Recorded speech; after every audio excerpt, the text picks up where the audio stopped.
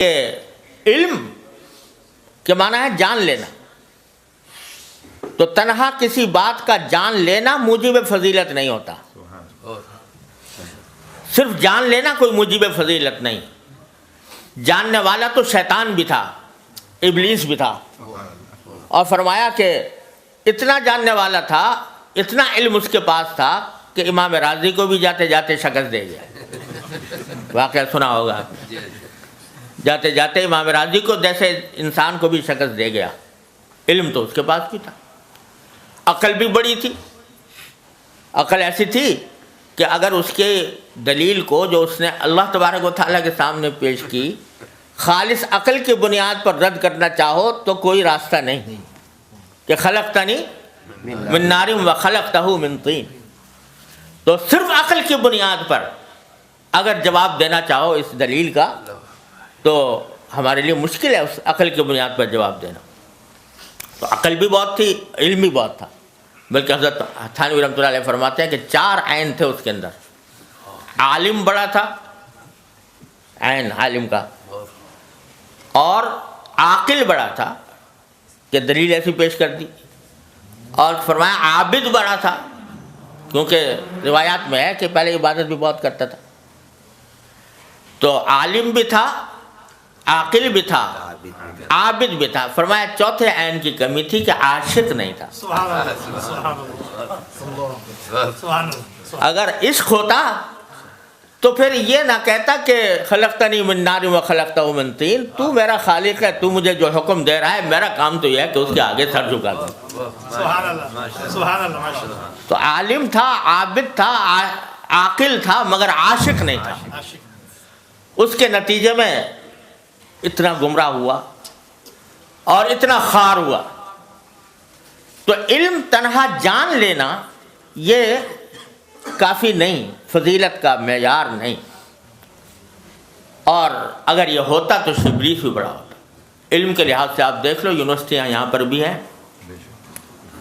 Islamic studies کے شعبے اس میں جو قائم ہیں، اور امریکہ میں بھی قائم ہے۔ مستشرقین اس کے اندر جو کچھ تحقیقات لکھ رہے ہیں، جن کتابوں کے حوالے دیتے ہیں، بعض اوقات ہمارے اچھے اچھے علماء کو بھی ان کتابوں کا پتہ نہیں ہوتا، ایسے ایسے مقالات لکھے جائیں۔ علم ہے موجود، تو تنہا علم کافی نہیں، بلکہ جس چیز کو حاصل کرنا ہے، فرمایا لیتفقہوا فی الدین، دین کی سمجھ حاصل کرنا۔ وہ دین کی سمجھ محض کتاب سے نہیں آتی، محض علم سے نہیں آتی، وہ دین کی سمجھ رکھنے والے کی صحبت سے آتی ہے۔ وہ جس کے پاس دین کی سمجھ ہو، وہ سمجھ کیا ہے؟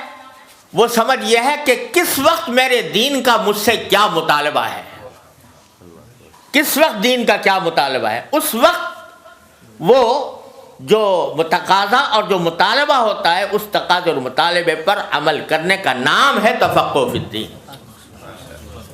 حضرت مولانا مظفر حسین صاحب کاندھلوی رحمۃ اللہ علیہ، حضرت مولانا مظفر حسین کاندھلوی، عجیب انسان اللہ نے پیدا کیا تھا۔ وہ ایک مرتبہ اپنے ایک ساتھی کے ساتھ کاندھلے سے پیدل سفر کر رہے تھے، دہلی جا رہے تھے۔ تو راستے میں مغرب کی نماز کا وقت آیا، تو دیکھا کہ کوئی نماز پڑھنے کی جگہ ملے، تو ایک بستی تھی، وہاں پر دیکھا تو ایک مسجد تو ہے، بالکل ویران پڑی ہوئی ہے، گرد غبار میں اٹی ہوئی ہے۔ تو وہاں انہوں نے کہا چلو یہاں نماز پڑھتے ہیں۔ نماز پڑھنے کے لیے وہاں داخل ہوئے، کوئی آدمی نہ آدمزاد۔ اذان دی تو اذان کے اوپر بھی کوئی چل کے نہیں آیا مسجد میں۔ حضرت نے اس کے اوپر جھاڑو دی، گرد و غبار ہٹایا، اذان، وہ پھر جو ساتھی تھے ان کے ساتھ مل کے جماعت کی۔ بعد میں بڑا افسوس ہوا کہ یا اللہ، یہاں پر بستی میں مسلمان بھی موجود ہیں، اور اذان کی آواز بھی ہوئی، کوئی بندہ نماز پڑھنے کے لیے نہیں آتا۔ تو حضرت بستی والوں کے پاس گئے جو مسلمان تھے، ان سے پوچھا کہ بھئی مسجد خالی ویران پڑی ہوئی ہے، آپ لوگ نماز کے لیے نہیں آتے؟ کہا جی بات اصل میں یہ ہے کہ ہماری جو گاؤں کے جو نواب صاحب ہیں، وہ الناس علی دین ملوکہم، تو وہ نماز سے بالکل بے پرواہ ہیں، دین سے غافل ہیں اور آتے نہیں. اگر وہ آنا شروع کر دیں تو ساری بستی نماز کو آ جائے گا. کہا کہ اچھا مجھے پتہ بتاؤ نواب صاحب کا. نواب صاحب کے پاس پہنچے.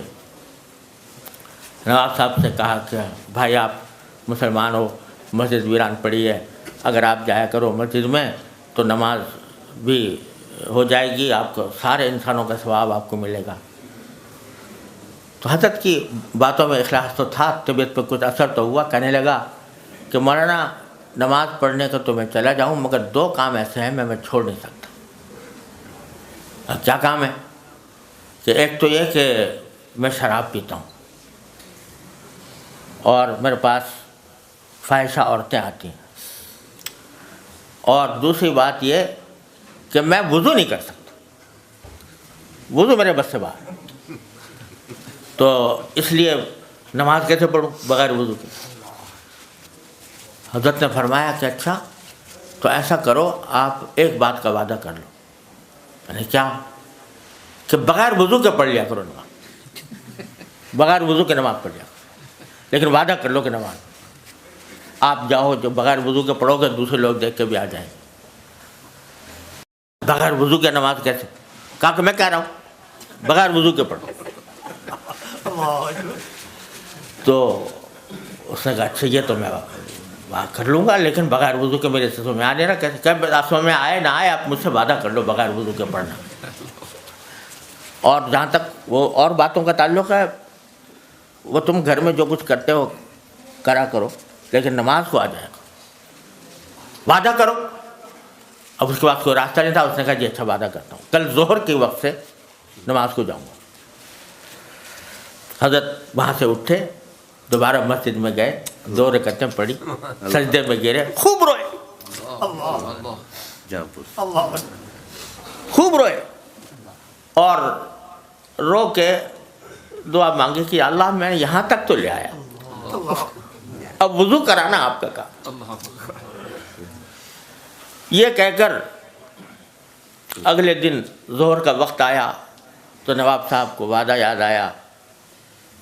جب جانے لگے تو دل نے یہ کہا کہ خدا کے بندے پہلے دن تو جا رہا ہے نماز پڑھنے کے لیے تو آج تو وضو کر لے. آپ وضو کیا تو غسل کر لے. تو غسل کیا اور غسل کر کے مسجد پہنچے اور نماز پڑھی.